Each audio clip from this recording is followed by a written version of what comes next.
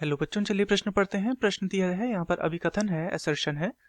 डाईपेडेसिस द्वारा डब्ल्यूबीसीज घाव की सतह पर एकत्रित हो जाती हैं तथा इसका कारण है, रीजन, यह ल्यूकोसाइट का एंडोथेलियम से निकल आना है। तो विकल्प अ है ए और आर दोनों सत्य हैं और आर ए की सही व्याख्या है। विकल्प ब है ए और आर दोनों सत्य हैं लेकिन आर ए की सही व्याख्या नहीं है। विकल्प स है ए सत्य है लेकिन आर असत्य है। विकल्प द है ए असत्य है लेकिन आर सत्य है। तथा विकल्प ई है ए और आर दोनों असत्य हैं। तो इस प्रश्न में हमें यहाँ पर कथन दिए गए हैं और हमें बताना है कि ये कथन क्या सही है या एक दूसरे से संबंधित है या नहीं है।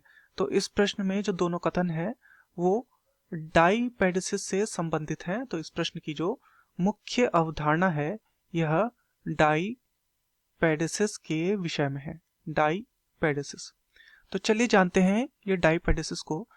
तो डाईपेडेसिस क्या है? जब शरीर में कोई घाव होता है तो उस घाव में से जो डब्ल्यूबीसी होते हैं, यानी कि जो श्वेत रक्त कणिकाएं होती हैं, श्वेत रक्त कणिका जो होती हैं, ये क्या करती हैं? ये रोगाणु को वहां पर से हटाने का कार्य करती हैं, रोगाणु को हटाती हैं, क्योंकि रोगाणु क्या कर सकता है? वहां पर रोग कारक कर सकता है।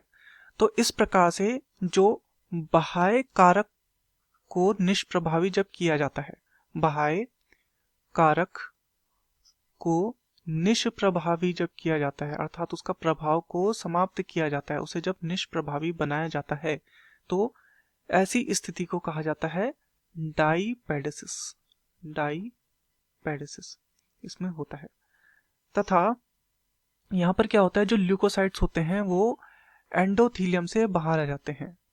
ल्यूकोसाइट जो होते हैं ये बाहर आ जाते हैं। बाहर आ जाते हैं किससे?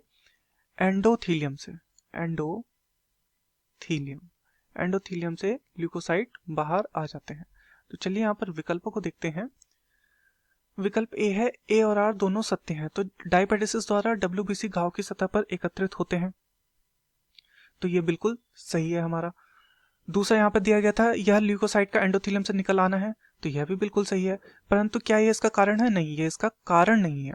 तो ए और आर दोनों सत्य हैं, आर ए की सही व्याख्या है, तो ये दोनों सत्य तो है परंतु ये सही व्याख्या नहीं है, तो ये हमारा गलत हो जाएगा। विकल्प बी है ए और आर दोनों सत्य हैं लेकिन आर ए की सही व्याख्या नहीं है, तो ये बिल्कुल हमारा सही है।